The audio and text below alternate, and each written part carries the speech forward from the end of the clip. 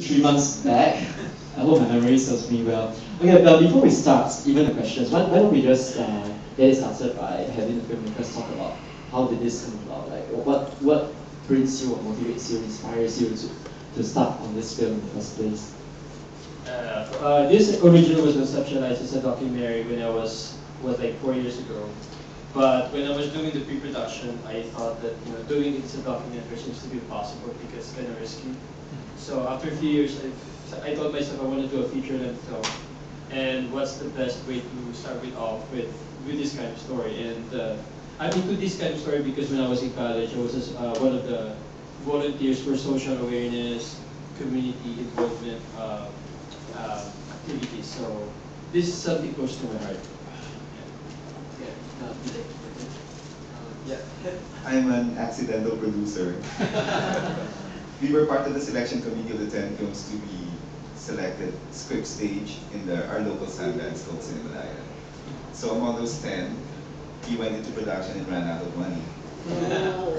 So being from advertising, I asked friends from post-production, so we got audio and visual post-production for free. So it makes me an accidental producer. Wonderful accident, I'm sure. Okay, you're saying this film is close to your heart. I understand you're from a native of Zamboanga, if I got it right, the pronunciation. And it's somewhere in the south of Philippines, I mean geographically. So I read from somewhere that it's probably a city where you see a lot of even Filipinos who have crossed borders and gone to elsewhere, but they were sent back. Is that somewhat why it makes you want to choose this topic or this subject matter? Yeah, because I was growing up seeing these activities for a long time. And what's happening is that even if there's a lot of deportation like every week, an average of like 100 to 300 deportation happens every week. But a lot of people still keep going back to Sabah, to seek better opportunity. And it's kind of ironic, it's kind of weird to actually comprehend or explain why they keep on going back, even if they know there's a risk of be sent back and put to jail. The cities where the deportees are processed.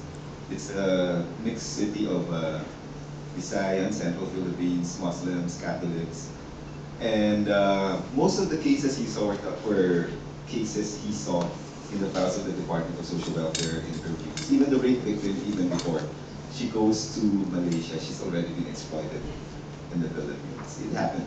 It's a real case.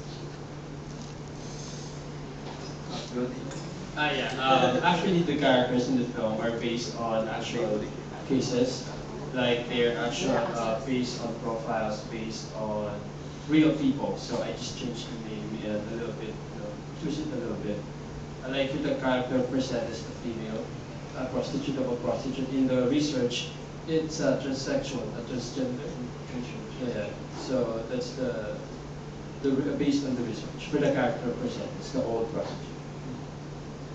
Okay, before we open up to questions, I just have one more, and that is with casting. I understand that since you mentioned a lot of the characters in the narrative are based on real stories. But from what I understand, this film actually, now that you mentioned Cineleisure, it has won like Best Director, Best Film, Best Editing, and even Best Actor for John Cribble. John Asilo, sorry, yeah. And I understand that apart from John Asilo, who has probably done some TV work before and even after, the other actors, they are all street cast natives of Zamboanga. Maria Isabel Lopez. She's an actress. She was Miss Philippines in the 80s. Wow. And she appeared in soft porn films. She's the one who plays It wasn't a process. It's rated R films. There was a sexy film with not porn. she's a very responsible mother. Yeah. Actually, almost everyone in the cast except for John and Isabel. They are all bad actors. So I had them like for 1 week of workshop. The workshop is not really how to act; it's more like how to be comfortable with the camera. So that they would be acting by themselves or acting as who they are. fascinated by the young girl. Her character name? Is it Dayoc. Dayoc, right? Dayoc. She's stand up, man. She's a revelation, right? Yeah. She's a non-actress. Yeah, yeah. Wow. Yeah, the girl is, she's quite a talent. She's quite unique because she does, I mean, during the set when we're doing the, like, a take for a different actor, what she does, she memorizes the script and talks to herself. And this is something that I did not teach her. It's like she does it by herself. And she throws line with professional actors like John Arcila, and he doesn't really care. She doesn't really care who is John Arcila. I mean, she just like, let's do a practice. And I'm not, because amongst all the actors, she's the only one I did not coach. I just tell her, okay, I want you to feel this way, do this, do that. But everyone else, I explain to them the kind of experience or feel that I want to be shown in the film. But for this girl, it's like she's awesome. She's natural. Did she get a prize or something? She nominated. She was considered to win for Best Actress. Yeah, she was a contender for Best Supporting Actress, but it was another film. Yeah, it's kind of. She's in another film already. No. She appeared in a short film, but when we were going the rounds of the festivals in Europe and Japan and the rest, they were looking for the kid. But we need social welfare permits because she's a minor. And you know, festivals, they only pay for the director. Oh. Pay a hotel. No. But is she acting now? Or she going back to school?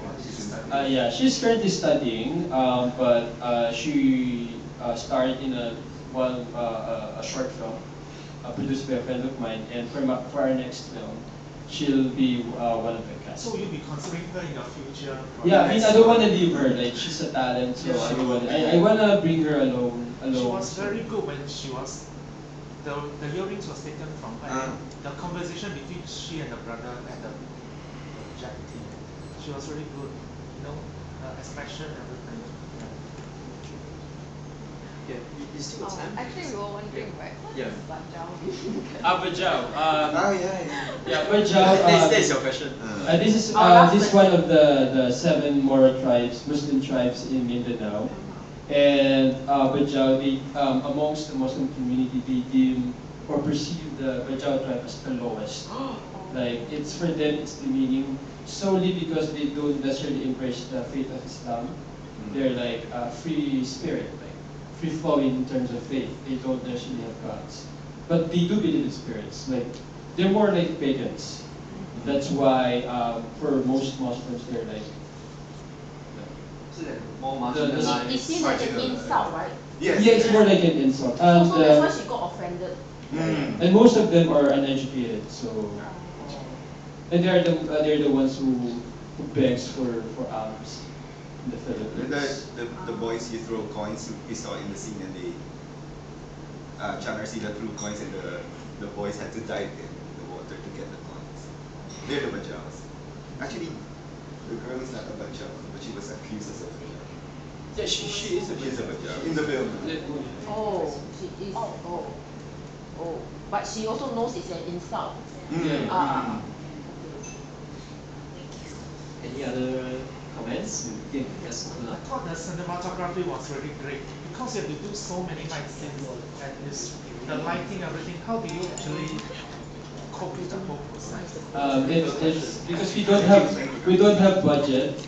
So what we did for the night scenes, especially for the wide shots for the sea travel, we shot it in like in the morning or afternoon. Then we do color grading in the coast day for a night scene. So it's gonna be a lot cheaper. And at the same time, we did not use any artificial lights. We only used lamps, gas lamps. Which is organic to the And you were place. from quite a distance, and it was sharp and that kind of, because I usually, a lot of night scenes won't be as great. So there's no film. It was digital. Yeah, that's the smaller version of 5D. It's 550D or 500D. Is it HD camera? Yeah, it's an HD camera. And then when he won Best Director in Malaya, the prize was a Canon 5D. Oh, zero right now. I have 5D. I have a question.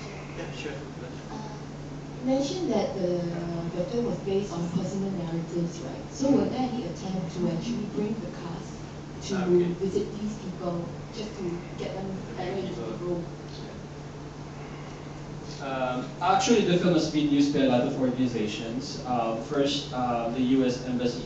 They do study a lot of these cases, so they do a lot of, it's more like a forum amongst the city, prosecutor, Department of Justice to study different cases. For example, in the film, what they do is like for this scene, what kind of legal case can we file with this given situation? Or, they do conduct study to further understand, the policy of human trafficking, especially in that region. And yeah. And this February, we're showing the Oxford Human Rights Festival. So we also get invitations from cause-oriented festivals that are niched. We were shown in Milan for Third World Cinema, together with that in America and Africa. So the film was versatile for your Berlin type of festivals and very specific festivals. And hopefully we get to show it on Philippine TV for awareness, so that people in the provinces know they can be tricked. And ironically, the last stop, I think it would be the last stop of our It's festival, Malaysia. is in Kota Kinabalu, Malaysia. We're hoping the censors will allow it. Because, They're planning to make it as an opening film, but hopefully the censorship will allow it. Which festival is that? The Kota Kota Kinabalu. which is in Sabah. In Sabah. So it's a nice ending to the Halaw journey. Very appropriate. So a lot of your research was based on organizations. So Yes. it's really more through the third party. Right? Do you all actually went to visit those people directly and just ask them? Yeah, I did, well, that's part of the research. I went to the deportation center and talked to them personally. And one of the anecdotes I've encountered is that their basis for financial status is KFC. Like, they'd rather go to Malaysia, to Sabah, Malaysia to work as a laborer because there they can eat KFC. In the Philippines, they won't be able to do that. So these kind of anecdotes are like quite funny, ironic, but But true. true. Yeah.